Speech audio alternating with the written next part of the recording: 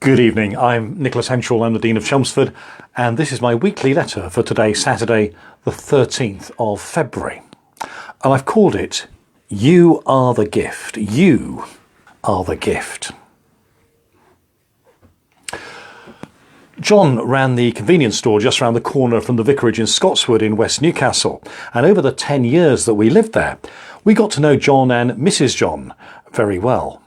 He wasn't actually called John. They were a completely Bangladeshi family, but they chose to adopt a completely English name for their family out of sort of courtesy. It was, these days I guess we wouldn't do that, but it was an act of courtesy on their part. As devout Muslims, they often reflected with me and Christine about the differences and the similarities between our two faith traditions. One day, just before Ramadan, the great Muslim season of fasting, I expressed to John my admiration for this beautiful discipline, which focuses on both abstinence and community. John looked at me ironically and said, "But Father, you used to have Lent." You used to have Lent. John knew that Christians had something just as precious as Ramadan in their tradition, but that along the way we had largely stopped observing it. Or even if it was still in our calendars and reflected, say, in our prayers and our readings, it wasn't something that we engaged in much corporately as a body of people. Just as individuals may be choosing to opt in to certain practices and inherited patterns. You used to have Lent, said John. I felt challenged.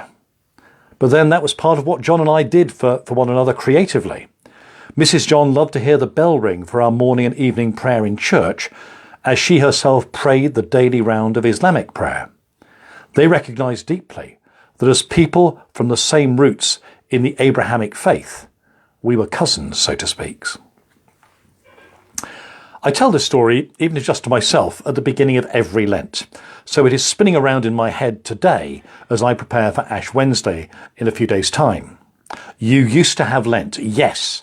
And I want to respond that we still do, and that Lent issues a glorious invitation to all of us, especially this year in the context of the coronavirus pandemic, to respond in an extraordinary way, even though we cannot meet corporately and public worship is not possible.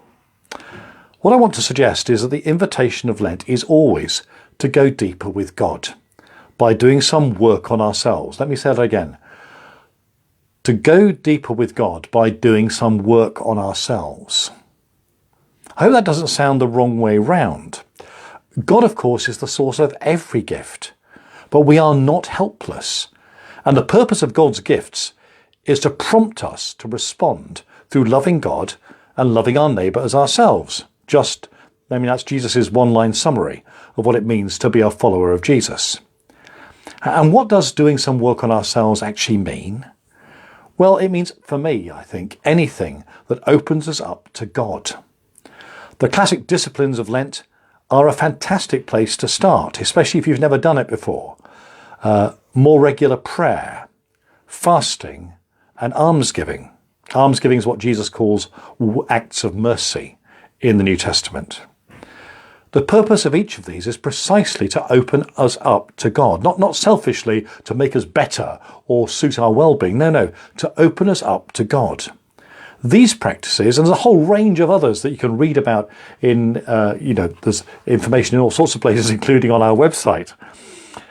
Others that support this, like silence and regular reflection on the Gospels, help us to grow in love for God and in our service of one another, doing some work on ourselves. That, I'd suggest, is the heart of Lent, because we are the gift. We are the gift.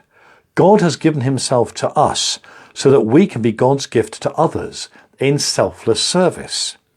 As we open up to God, we allow God's hand to shape us, God's love to lead us, and God's wide arms of mercy to both embrace us and send us out to share the gift. You used to have Lent. We still do. And it is a time of gifts.